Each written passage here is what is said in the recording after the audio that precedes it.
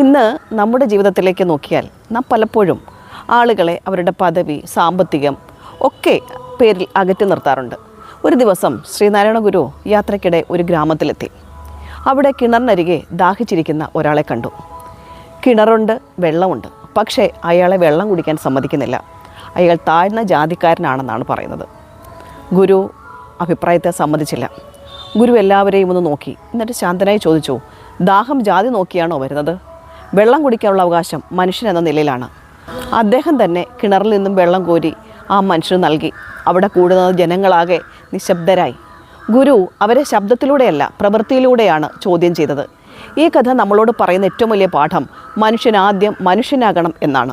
സമൂഹം ചുമത്തുന്ന വേർതിരിവുകളും ലേബലുകളും നമ്മെ മനുഷ്യനാകുന്നതിൽ നിന്നും അകറ്റുമ്പോൾ ധൈര്യത്തോടെ നിൽക്കേണ്ടത് നമ്മുടെ മനസ്സാണ്. ഒരാളെ ആദരിക്കുന്നത് വലിയ വാക്കുകൾ കൊണ്ടല്ല, അവൻ്റെ അവകാശങ്ങൾ അംഗീകരിക്കുന്നതിലൂടെയാണ്.